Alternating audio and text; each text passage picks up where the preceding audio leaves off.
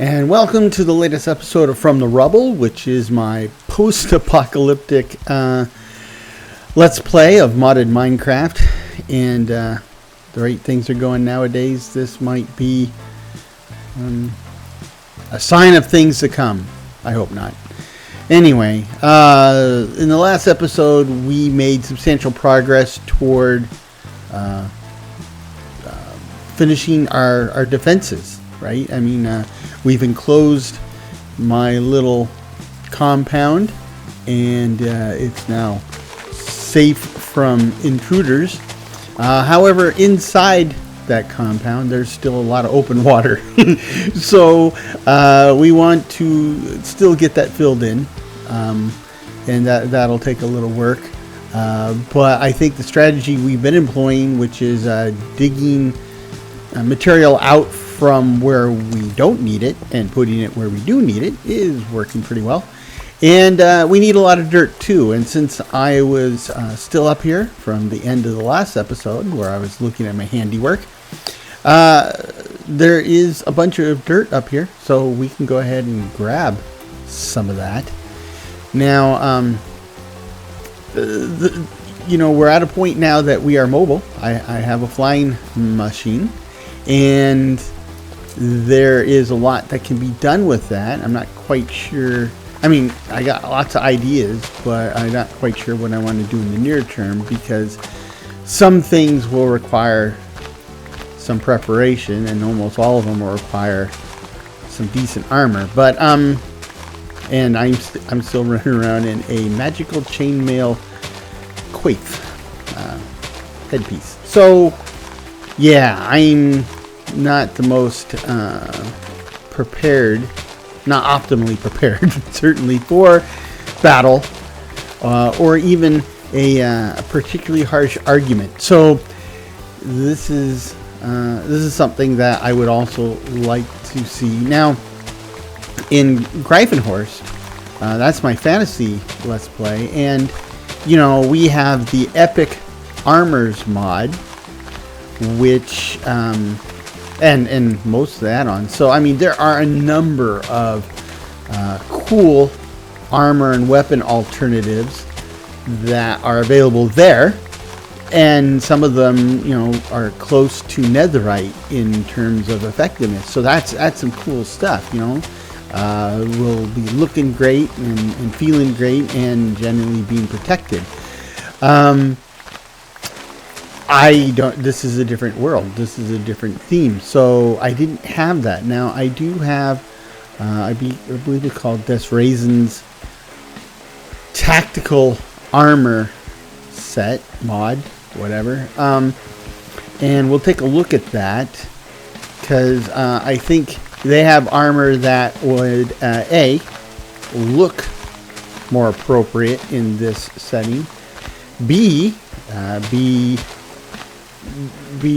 as protective as I probably need in this setting, and not just looking appropriate. I think they look pretty good. And I got a lizard in my aircraft,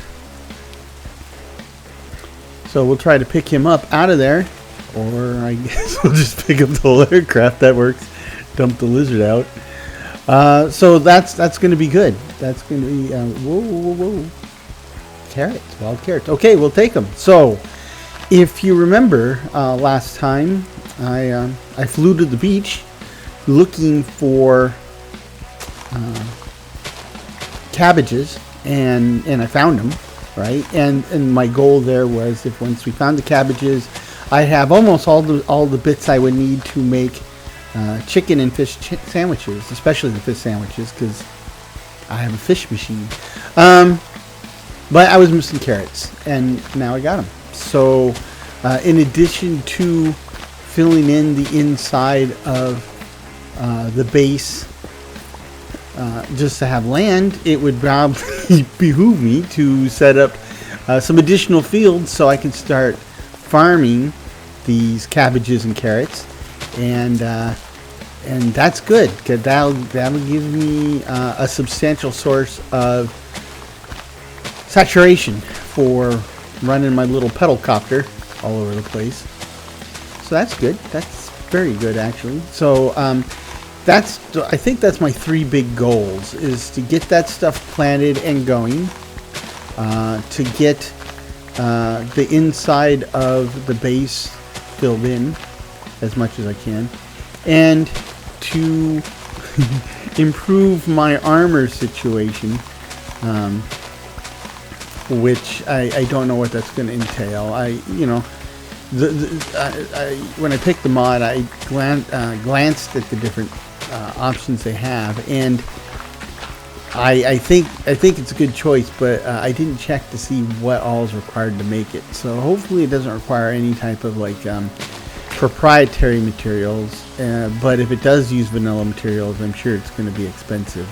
But if they balance it out well, expensive means very useful too. So we'll just have to wait and see how it goes. Yep. And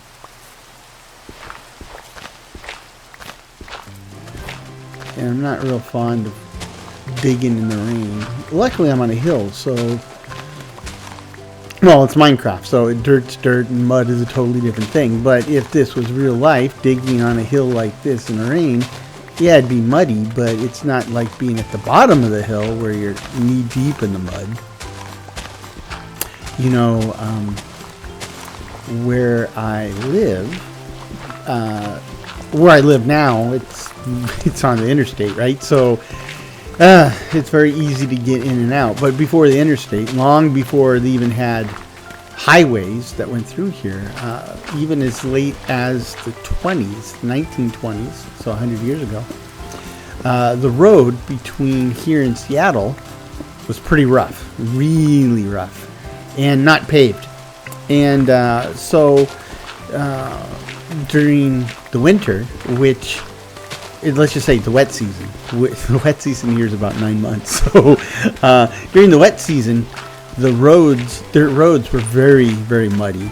And as a result, what they would do, instead of running the roads down low, where the rain would collect and the mud would get really deep and your car or wagon would get bogged down, they had a tendency to run the roads high up on the hills.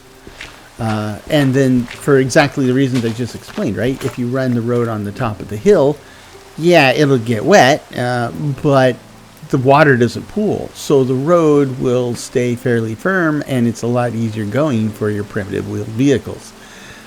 Not great for any horses or other animals that are pulling carts and wagons, and I'm sure it was quite a strain on those early motor cars, but that's what they did.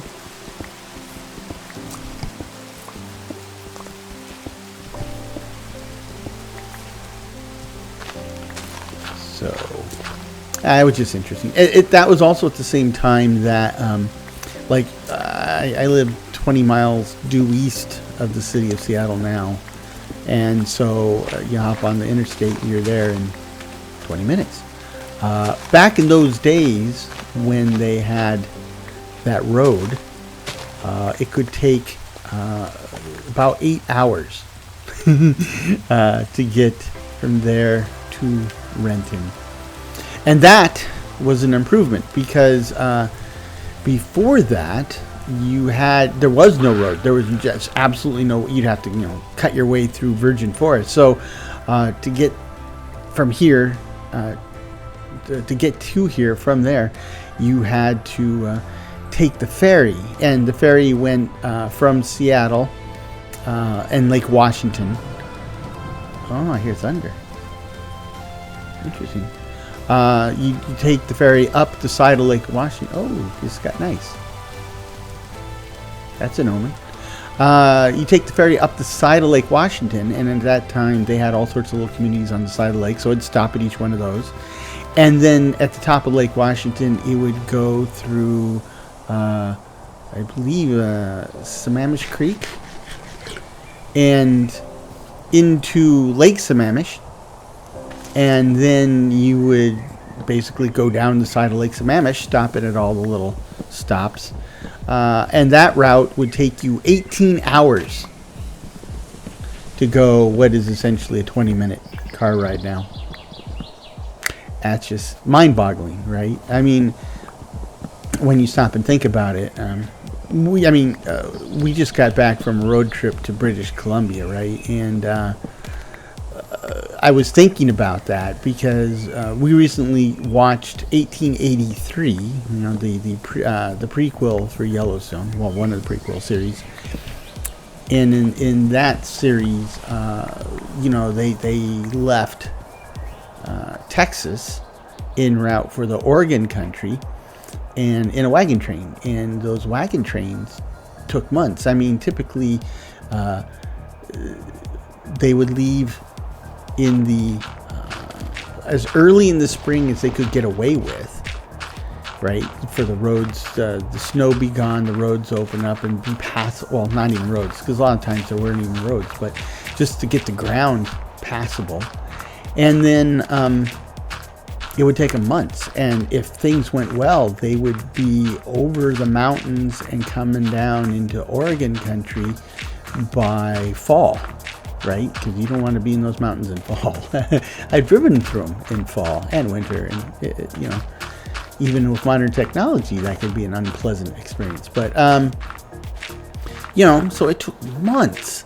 And 1883 is an interesting example because 1883, the trails were fairly well marked, right? I mean, if you think about it, the guys who came through there in the 1850s, the guys headed in the 1848, 1849, they headed California for gold rush. Those guys had it really rough because the trails weren't even marked, right? You didn't know where to go. When you came to the mountains, you didn't know where the low part was. You had to search for it, right? Try to find a way over. So those guys had it even rougher. A lot of them would wind up spending the winter someplace in Wyoming, probably in a fort, and then continue the journey in the spring. So when we talk about going on road trips, or like in this case, getting from Seattle to Issaquah in 8 hours, as horrible as that sounds, it was a huge improvement over what had come before, right? And we take that for granted now, right? You can go in a road trip across the entire country in a car, depending on how and if and when you sleep. You could probably do it in 3 days, right? If you have somebody with you and you're taking turns driving. And that's pretty phenomenal when you're talking about what I just described, right? Somebody taking months to go the same route. Yeah. In a related vein, we were watching 1923, which is the other prequel series, Yellowstone. And we're coming in toward the end of season 1, but they're talking, one of the characters, Spencer, he was in Africa, and he's trying to get home to Montana. And there's been a couple times when, characters in the show said, oh, he's on his way. How long do you think it'll take him to get here? And they're saying 3-4 months, right? And you're like, holy smoke. And, this is 1923. So, it's not 1883, it's 1923. And yet transportation is still not great, right? So it is interesting. I'm having a hard time trying to get this fish thing to work. I mean, I moved it over here because I think it's in the way where it is, and I want to fill in the space. But you see the little door on the front isn't opening and closing, which tells me it's working. Or it would tell me it's working if it was doing that, but it's not doing that. So, whoa, there you go. So I'm guessing there's a water requirement as to how many blocks of source water need to be in front of that thing for it to work. But I don't know if in front of means a cone or all on the same level. I just don't know, but it's working now. And, man, these dragonflies, I mean, I like them, but they are absolutely fearless, and they will perch on your shoulder practically and you can't move them, they can move you. So that's problematic, because if you go to very high parts of the map, they can accidentally, they can accidentally push you around. And if you're on a high part of the map where, fall could be deadly, well, there you go. No, thank you. What was I talking about? People taking forever to travel. Anyway, I just find it interesting. I was going somewhere else with that. So we'll put water here, and then we'll go 4 more out. This will be where I park the carrots and the cabbages. And maybe later I'll figure something else to plant here with them. And I want to make sure that I keep these puppies straight and lined up, because if you remember last time I did this, I didn't. And not only did I not line them up properly, I went to the whole episode, right? So I did them wrong, set them up wrong, and then it wasn't until the next episode, or the episode after, that I noticed my mistake and fixed it. Very embarrassing. Anyhow. Yeah. When I said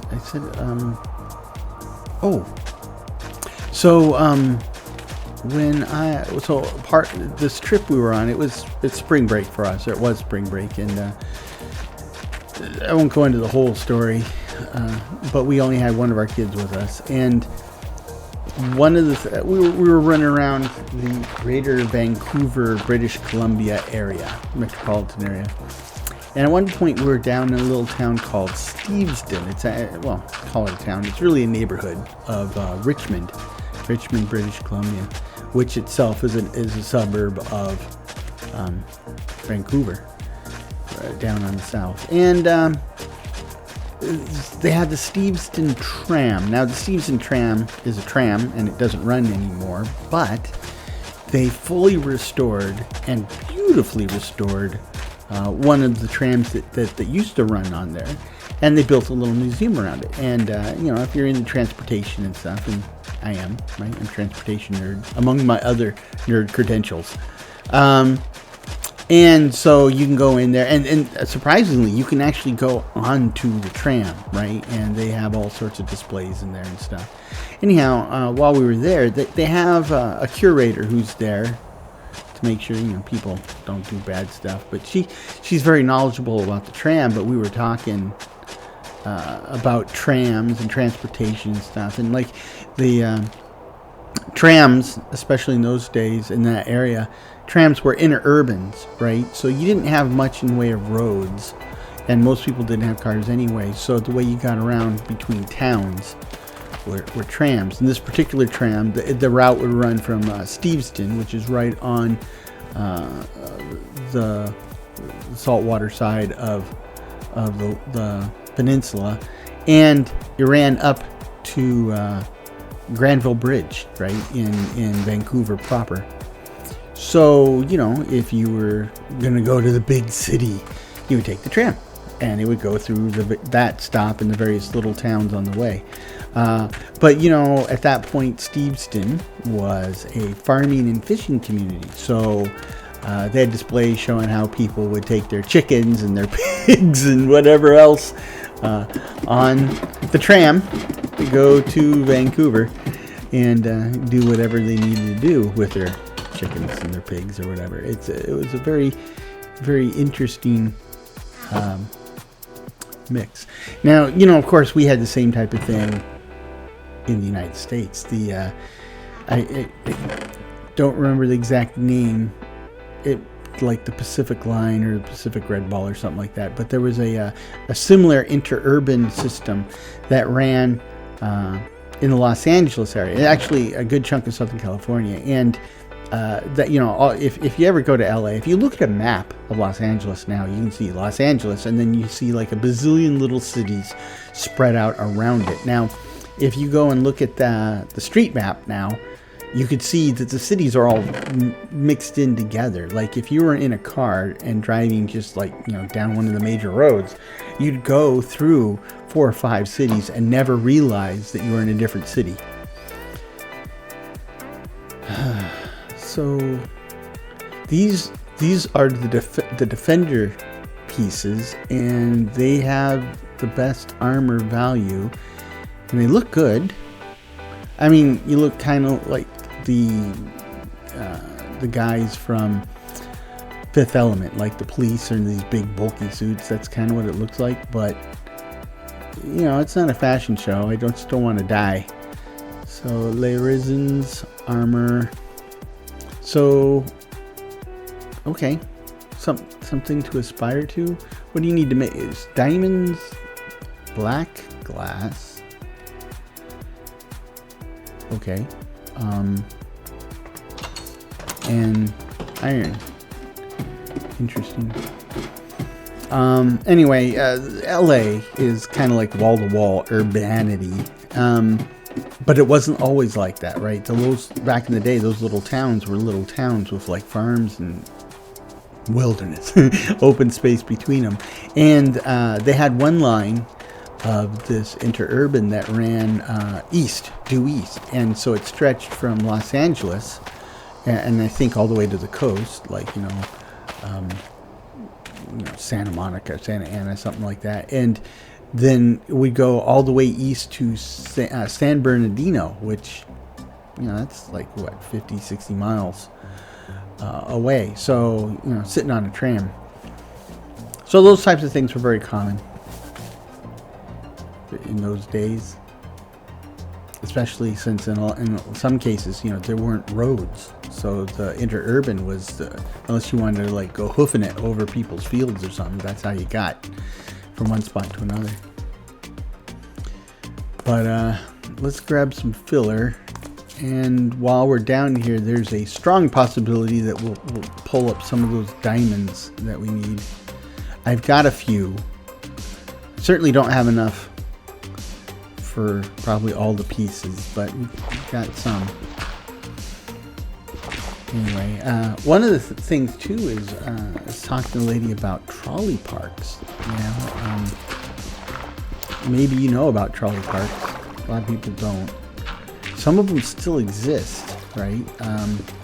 Like I know Oaks Park in Portland is a trolley park, and Lagoon in Bountiful or Farmington. It's either Bountiful or Farmington, Utah, a little north of Salt Lake City, was a trolley park too. And the way those trolley parks worked is that when they first had the little trolleys, you know, I don't have the corner staked out. So let's see, 1, 2, 3, 4, 5, 6, 7, 8, 9, 10, 11, 12, 13, 14, 15, 16. So that would be the corner.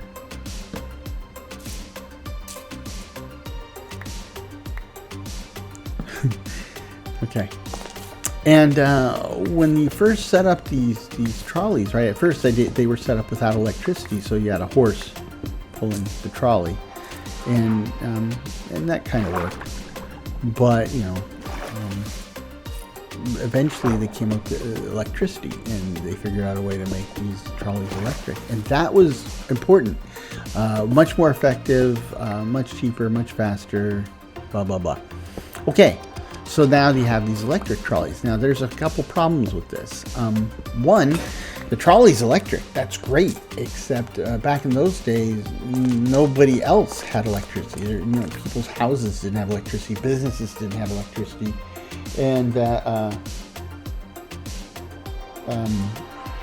and so the problem was, if they wanted to have electric trolleys, they were going to have to produce electricity themselves. So they did. So in a lot of places, the original source of electricity for the area was trolley company. And an interesting side note is that also meant that when people did start getting power, they got the power from the trolley company because they're the ones producing it, right? So, and later when the trolleys went away, these companies often were the original power companies, right? They just focus on making power all the time. But anyway, so the companies are now running trolleys. They were, they're running the trolleys, especially during the weekdays, right? Because people got to get to work and all that jazz. And this is good. I need this iron. This is exactly what I was hoping for.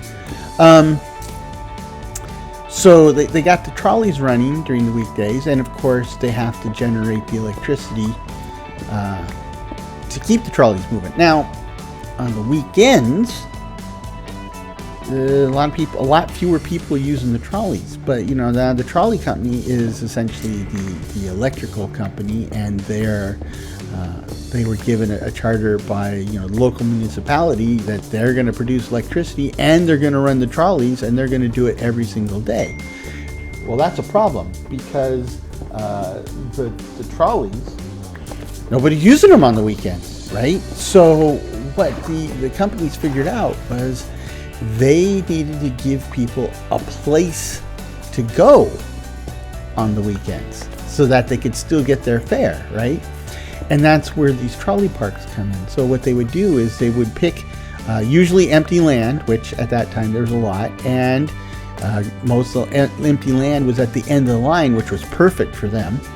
So they would set up a trolley park at the end of the line. Trolley parks were usually, originally they were just like picnic areas, right? They might have a little bit of nature to them, but basically a nice place to come out, maybe a swimming hole, have a picnic with the family, and there you go. So people on the weekends would ride out on the trolley through the whole system to get out to this picnic area, and they'd spend the day there and then they'd take it back. So the trolley company was now making money on these people on the weekends when normally they wouldn't be making any money.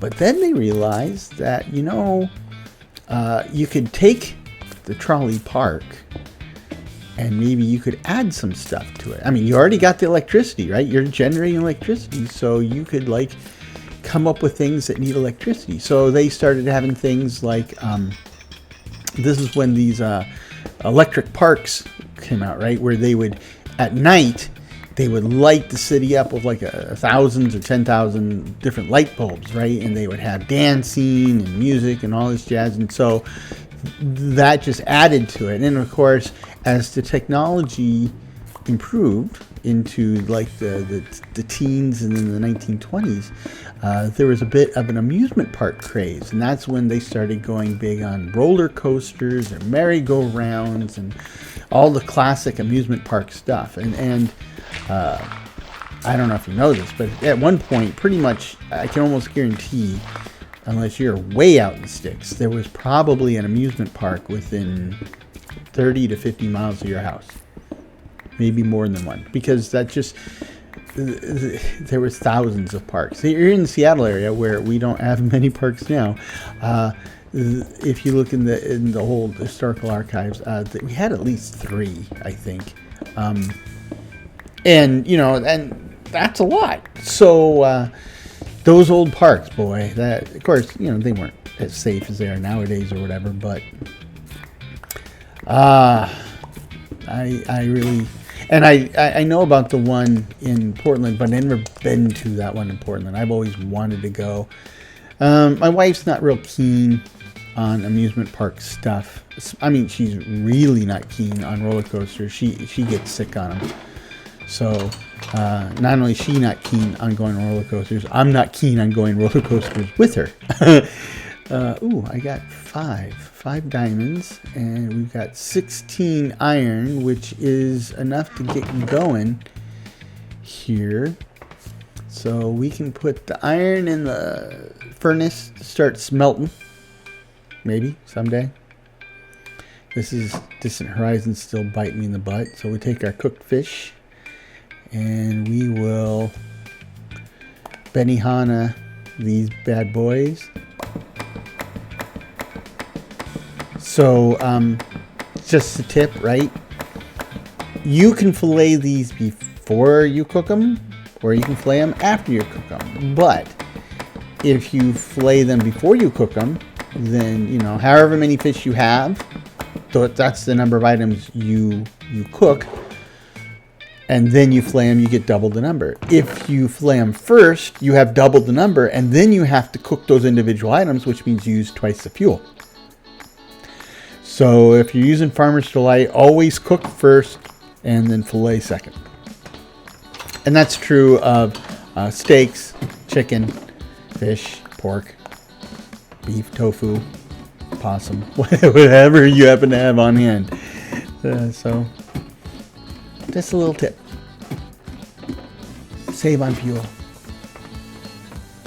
Okay, we got a bunch of weird stone blocks that we can run in here and fill things in a bit. This last corner is the toughest because it's got some pretty deep water compared to most of the... Ooh, speaking of deep water,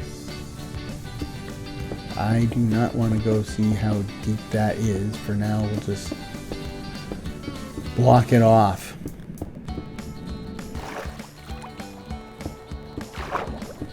Anyway.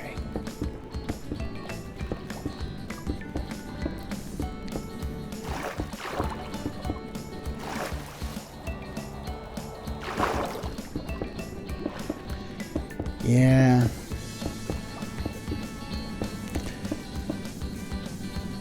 You know, when those trolley parks and electric parks, those were pretty much the standard. That's what people had in mind. And when Walt Disney decided that he was going to build his theme park, right? People didn't get it because what he was trying to do never been done before. Not only has it never been done, but nobody ever talked about it because he was inventing something new, right? He was saying, I'm going to have essentially an amusement park, which people understood, but I'm going to have it themed into different lands so that, you know, these attractions would have various themes. So in a single park, you could experience deepest, darkest Africa, and then go on a Western shootout, and then, you know, visit the city of the future. Now, all of that was too much for most people to even comprehend, right? So this whole theming thing already was throwing people for a loop. People didn't understand it. They told them, hey, if you don't have, you know, a roller coaster and a Ferris wheel, this thing's not going to get off the ground. So the theming thing didn't seem to work. They didn't know how that could help things. And then he wasn't just going to theme it. He was going to have multiple themes, which, you know, now you're just making their head hurt. But obviously, you know, Disney was a visionary, and obviously his plan was pretty successful. Though it was a while before they were sure of success, right? It wasn't automatic, but yeah, it was just interesting. And it's kind of an interesting life lesson, right? If like those carrots are growing fast, so that's good. What do we got here? Peanuts and radishes, and dropping in the water. Let's see. Yep. Not a big fan of radishes in real life, but here's my rice seeds and my rice, which I will keep, which, don't get me started again, they're the same thing. Spinach.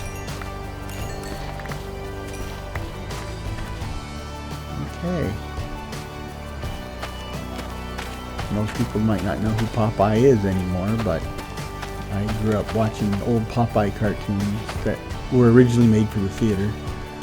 Green beans and green bean seeds. Again, the green bean seeds are the green beans themselves, but you know, this is thermal cultivation, so there you go. Yeah, so I grew up watching these old Popeye cartoons, and my favorite were the Popeye cartoons from the Fleischer Brothers studios. And what I loved about that one is I think they were higher quality in terms of writing and appearance and just overall animation. But when Popeye would walk around, he would mumble stuff, and the stuff I need the black glass. The stuff he would mumble. Whoa, I need a block of iron.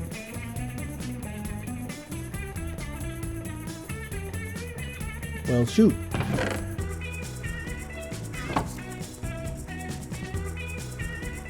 Oh. Well, that's everything, right? Yep.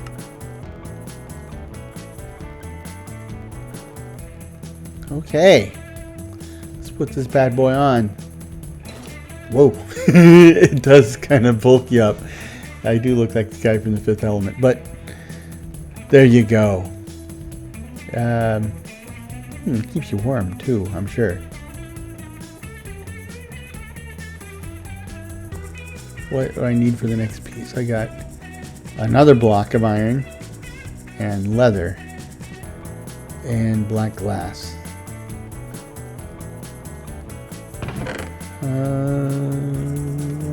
Not doing anything with that right away.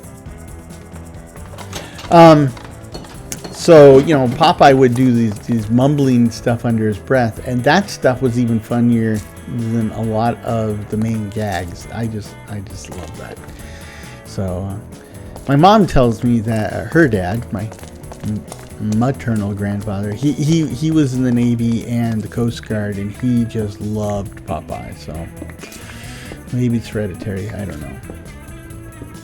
I really enjoyed those old cartoons, but when you watch them nowadays, you're in for a shock sometimes because cultural norms have changed, right? And so the depiction of people of color in some of those. Just want to make sure that I've got this set up correctly, because in this world, this base will be based on chunks, and what I've been trying to do is make sure that I line everything up by the chunk, not by my arbitrary scale that I normally use in my other builds. So it looks like I'm on track. Yay. Anyway, the depictions of people in color can be pretty bad, right? And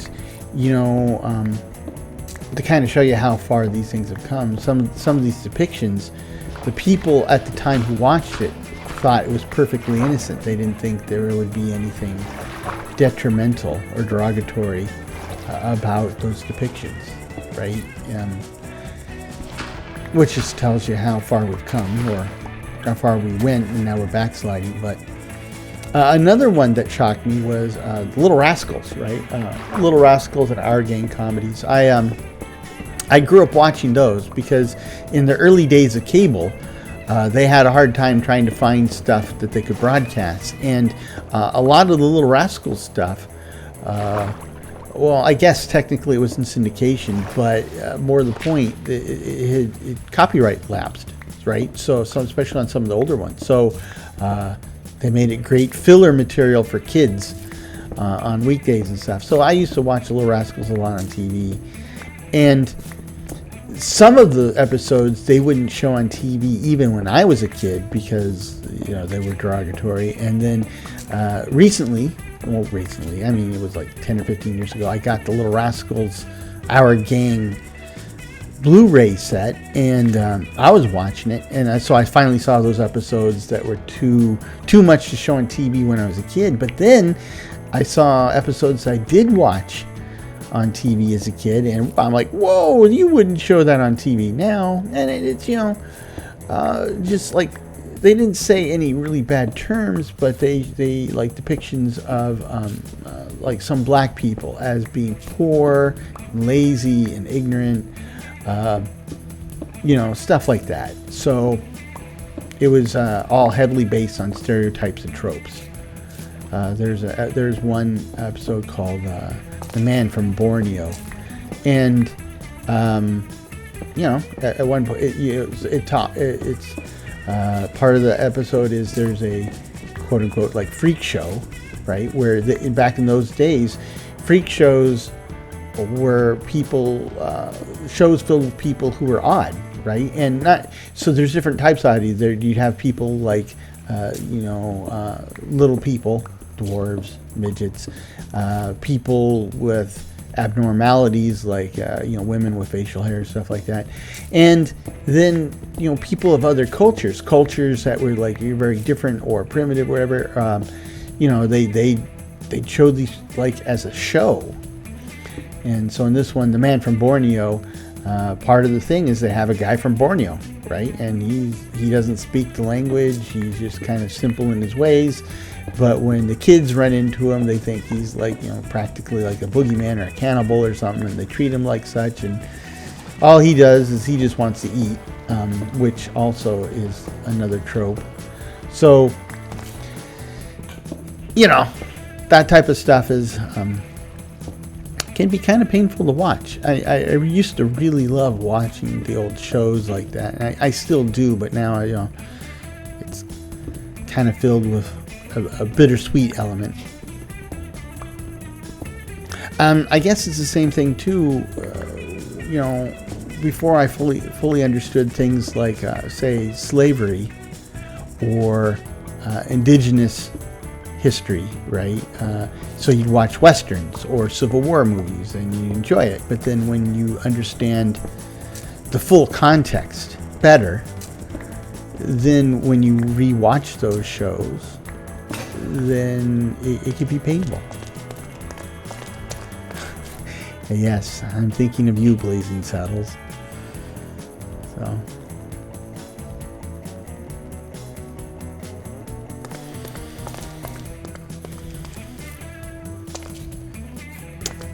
I have to count this again. So 1, 2, 3, 4, 5, 6, 7, 8, 9, 10, 11, 12, 13, 14, 15. Oh, just one more. 16.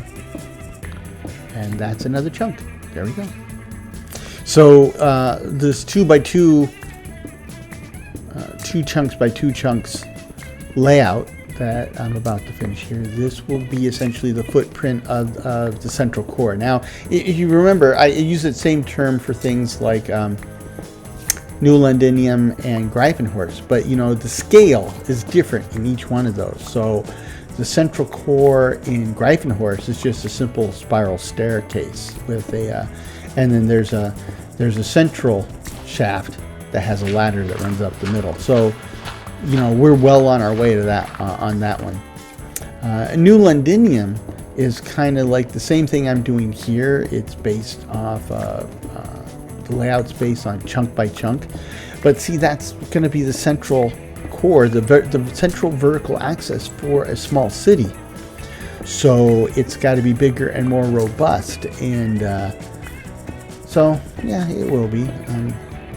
Now this one is 2 chunks by 2 chunks. That's a lot, and what I plan to put in that space is a bank of elevators. There will be 4 elevators in that space, and like we have the central spiral staircase in Greifenhorst, this will have a central spiral road. More iron, yay! Oh, good. That will, double, triple good. This road will wrap around the elevators in the same way that in Greifenhorst stairs wrap around that central shaft with the ladder. And that'll be good. I'm still thinking through that one though, because I'm not entirely sure why you would want to drive all the way up and all the way down, right? I might change my mind and just make, like 8 elevators or something, but we'll see. We will see. We will have we'll have an underground railway, right? A subway, metro, whatever you want to call it, that will be based at the bottom, like with my other plans. But here, you saw the broken, blasted landscape on the surface, and part of that, from the Lost Cities mod, which gives us all that broken terrain, they've already actually run a number of roads, right, highways. So, and since the Lost Cities mod's all based on the chunk grid, 16 by 16. And I'm based on the chunk grid, it should be pretty easy for us to integrate into their highway system and build a street system. Because one of the things I noticed is they talk about Lost Cities having a street system, but they don't really. They have more kind of like plazas, and the only real discernible roads are those highways. And we'll use those. This has got to come out because we're getting rid of the water. But we'll have to integrate it in a way that kind of makes sense. And that's another thing too. I will, when it comes to a livable city, a livable urban space, right? I compare and contrast Vancouver to Seattle, and Vancouver is infinitely doing an infinitely better job than Seattle in that case, right?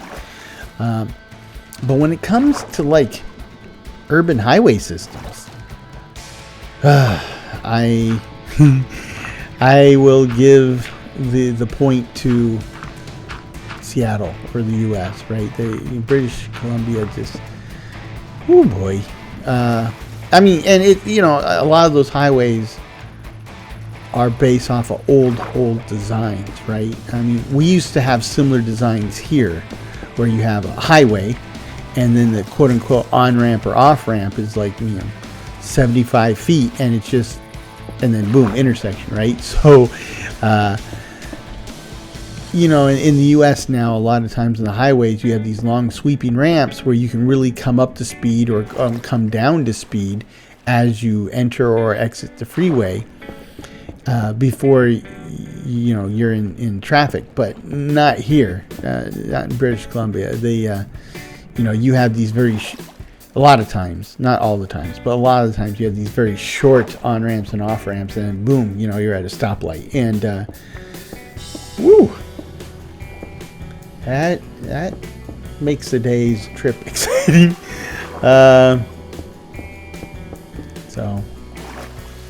Though.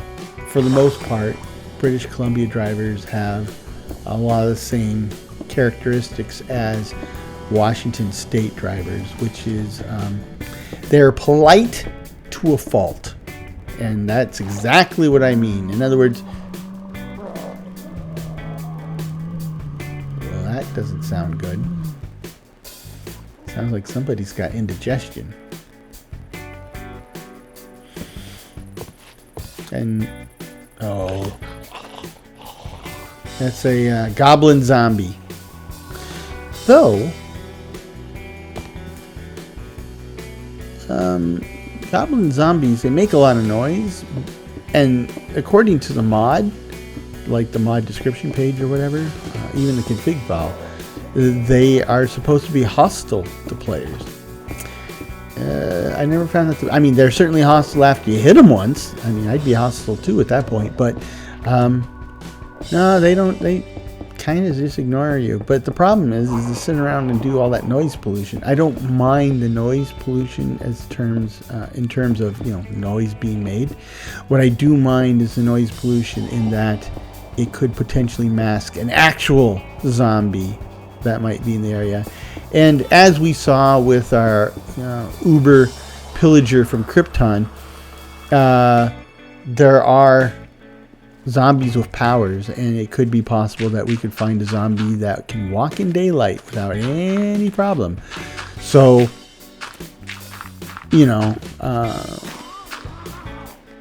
not hearing stuff unless it's actually something to be worried about is kind of where I'm coming from here.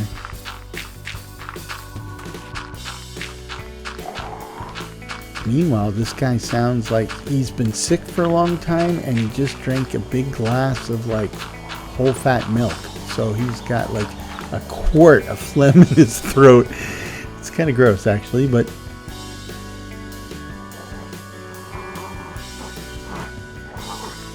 yeah, okay. So he's got a quart of phlegm in his throat and he's having an asthma attack.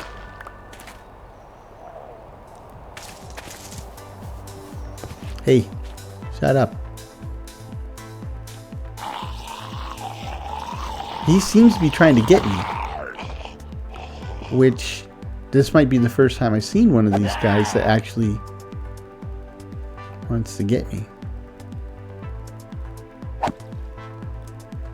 Oh, unfortunately for him, I set up my defenses like I did so that I could take him out cheap and easy.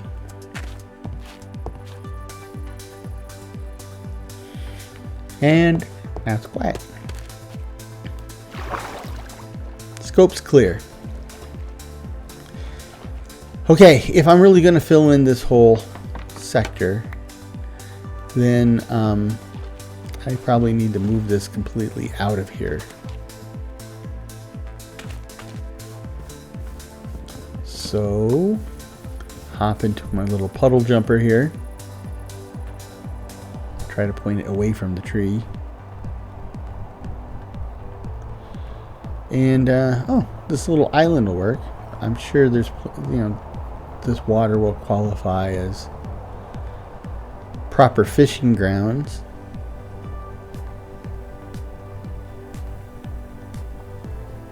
And it's in the neighborhood.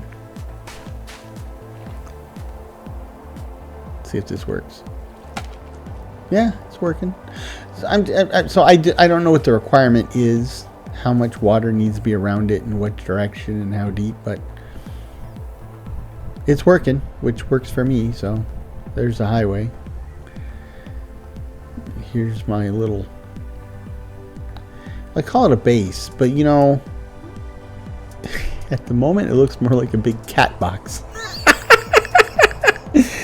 Not exactly glowing praise, but I guess kind of accurate.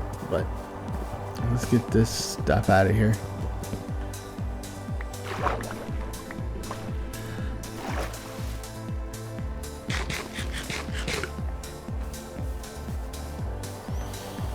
Oh, I just realized how much armor that one piece of armor is giving me. I mean, I got my chainmail helmet on too, but I don't think that's giving me much protection. I think it was only 1 or 2 or something like that. Those cabbages will take a while to grow at this time of year. And I mean that because I'm running Serene Seasons, which has real seasons.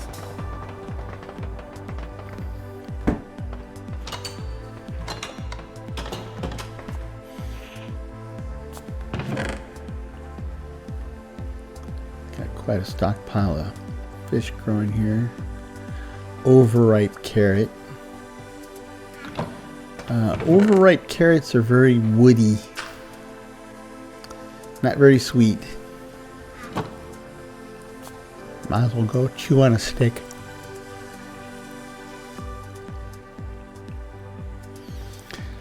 Okay, windmill bearing.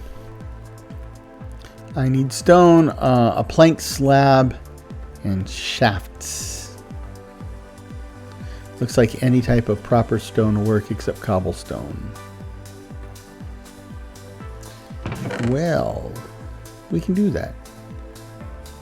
I have some andesite alloy, which we can use to make some shafts, like so. And I need to make planks, so I don't need the andesite.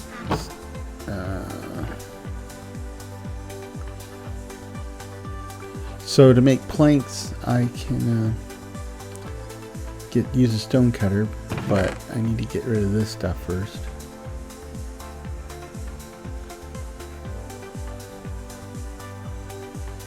andesite.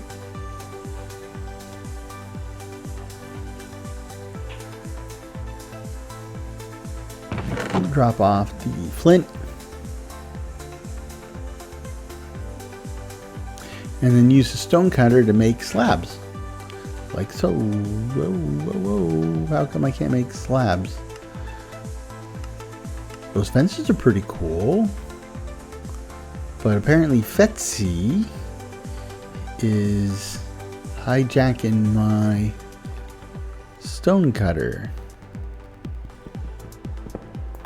I wonder if that's a recent change. I don't remember that. And used to be able to make slabs. Throw in one block of planks, I would get 2 slabs. Now I got 6 slabs. I don't want 6 slabs, but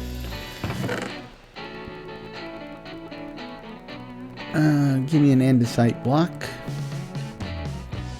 and give me 8 sand,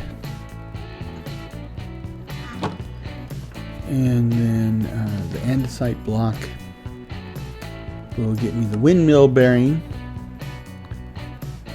And the sand we throw into the cooker, make glass. And I need a piece of charcoal, not coal, because charcoal I can use to make black dye. That will help me make the black glass. Oh, I have black dye. Apparently I had shafts too. Okay. I guess I shafted myself.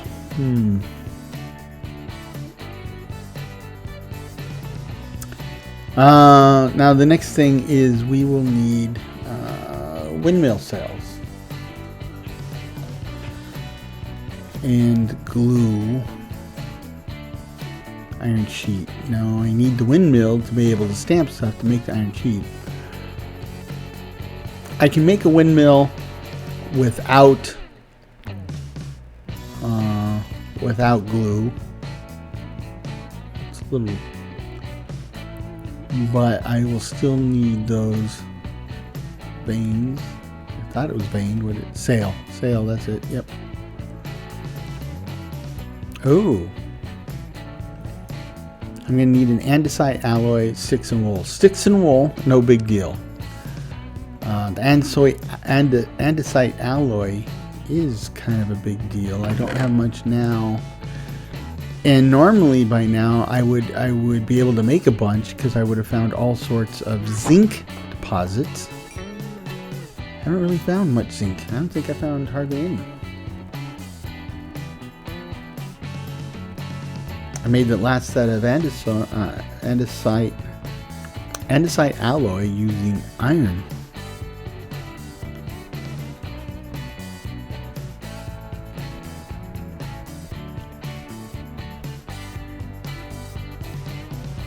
So I need 3 diamonds. I don't have 3 diamonds. I have 2 diamonds. Okay. But I know where to get diamonds. I mean, just mining natural stone around here will get me the diamonds, but I can improve my chances by actually mining where diamonds live naturally anyway. So that's kind of like doubling my chances, I guess. Down here at the bottom of the world.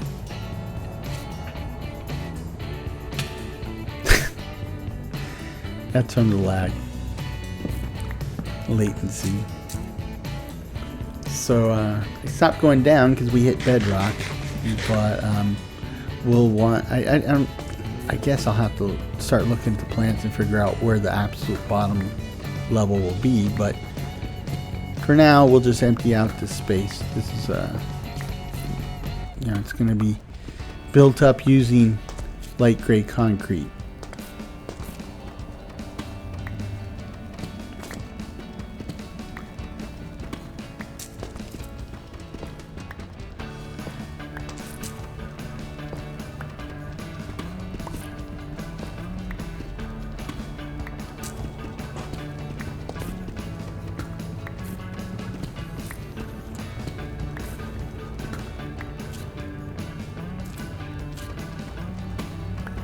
And the space. This is the bottom of that the core shaft, central core. So down here also, right, it'll be two chunks by 2 chunks in size. And this is kind of like the nexus of all 4. So we're on track.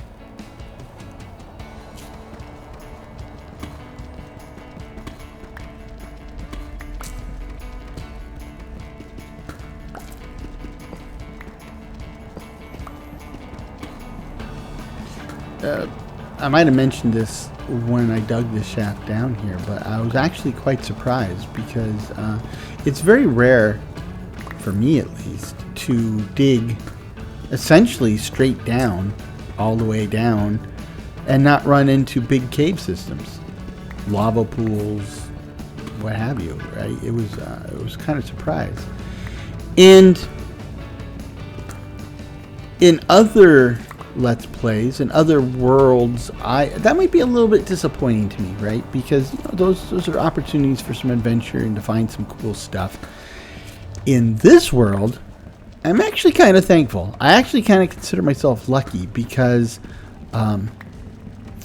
solid rock is a very good for defenses, right? And so if I've got potentially uber bad guys on steroids running around just behind these rocks, then I'm glad they're just behind these rocks. And when I do punch through, I want to be able to control the space so that they don't just come pouring in like sand through the hourglass. But so that's good. That's what I want.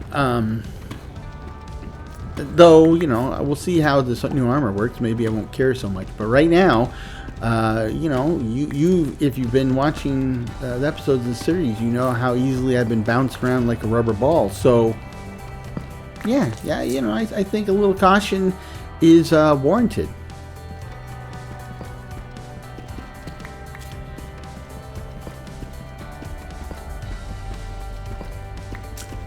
Yep. But I guess there's an advantage to wearing a red tracksuit. You can't see the blood, right? So there you go.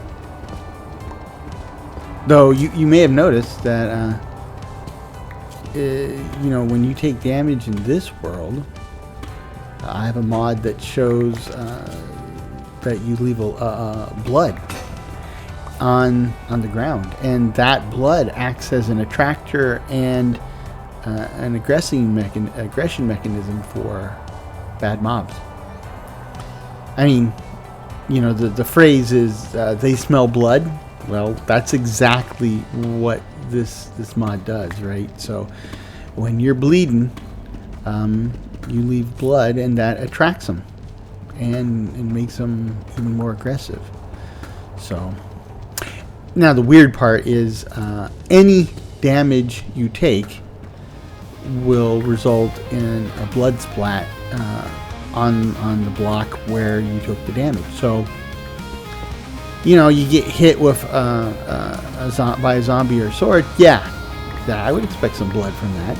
But you get hit with poison every time the poison ticks.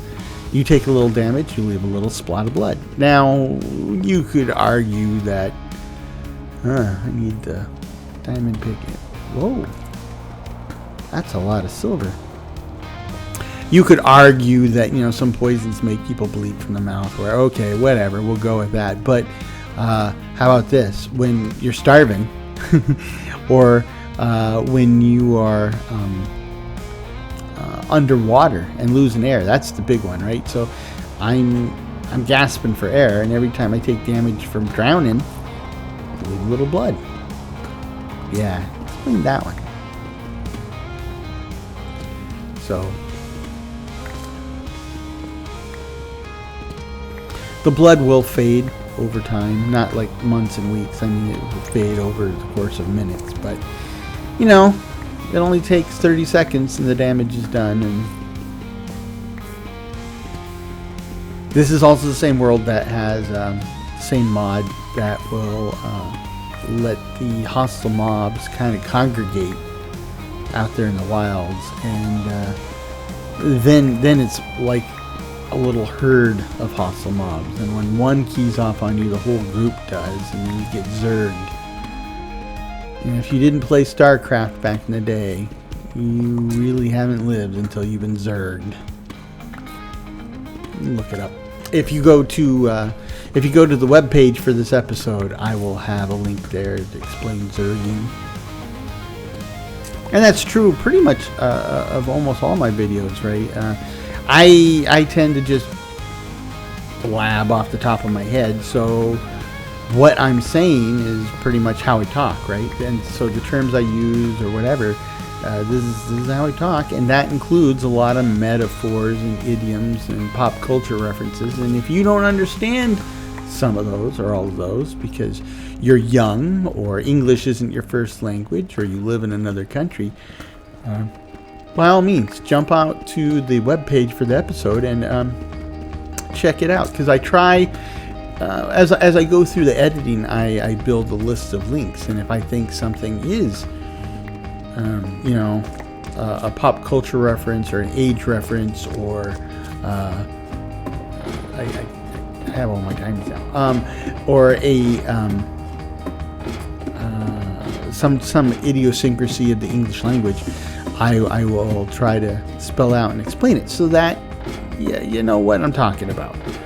That's useful because A, you know what I'm talking about. I mean, hopefully you're watching because you want to know what I'm talking about. But B, you might learn something, right? You might learn a new phrase or idiom to use yourself, or now maybe you will continue to speak properly, but now you'll understand that idiom when you see it or hear it in a movie or something. So, or a book. People still read. If you read, good job. I don't have much time to sit down with a book. I need 2 of these. Okay. And there we go. I got 2 out of 4 pieces. Let's swap. Oh, look at that. That looks bad. What do they say now? That looks sick, wicked, boss, cool, rad, awesome, tubular, gnarly. Whatever. I just crossed about 50. Oh, groovy. There we go. Now I've crossed about 50 years of slang. But sweet. Sweet. Anyhow, what was I talking about? I don't remember. You're blabbing.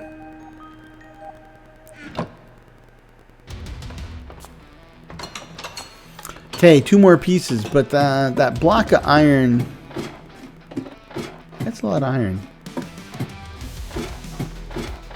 The leather we can get. I'm kind of overdue to go check on my cows anyway, but I really want to get this done, right?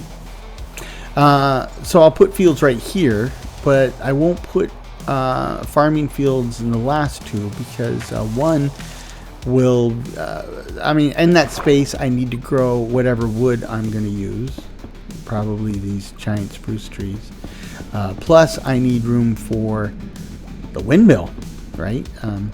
And then the machines that we need the windmill for. So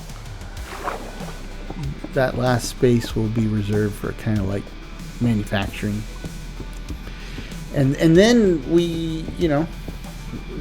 I think the next priority after that will be things like cobblestone generation and grinding, whether I'm going to use the pulverizer from the thermal mod or thermal series, or grinding wheels from Create. Either one will work, though I believe, I'll have to double check, but I'm pretty sure that's the thermal thermal series uses a lot of things like dust, right? So you have copper dust or powder. They call it something like that, but it's a little stack of dust. And those are important. It's a lot easier to make alloys and stuff with the dust and then smelt the dust than to turn around and try to make alloys of ingots after the fact. So That's why I'm not smelting all these metals. They're stacking up. But I'm pretty sure that the thermal series pulverizer is necessary to make the dust, and the create mod grinding wheels won't be enough for that. I mean, I gotta check. It's not important to find out right this second, but that's what I'll do. Meanwhile, get much closer to finishing this up. I don't know if we'll be able to get it all done. I think, yeah, I'm over time already, but the important thing is we made progress. So let's review, right? I am much more armored than I was.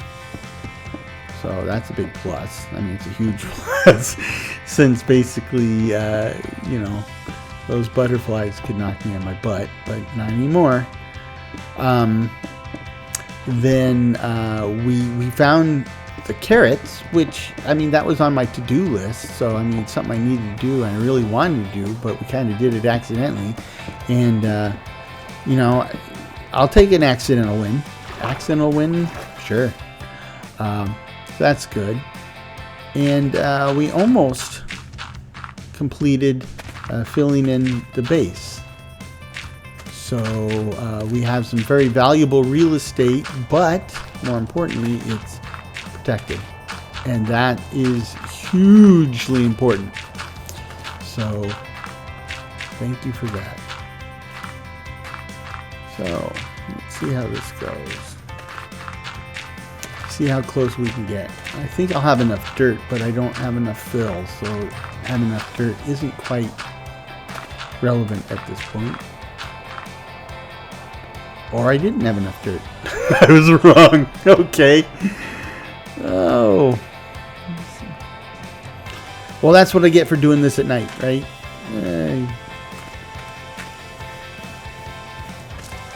I'm not exactly at my best. So let's take a gander at the new yard.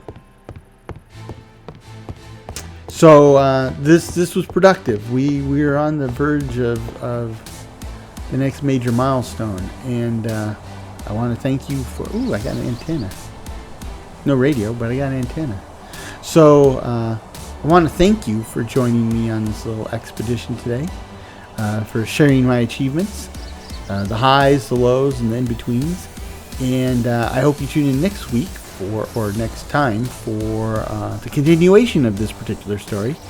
But in the meanwhile, I hope this finds you and yours in good health, good spirits, and perhaps a touch of good fortune. Cheers.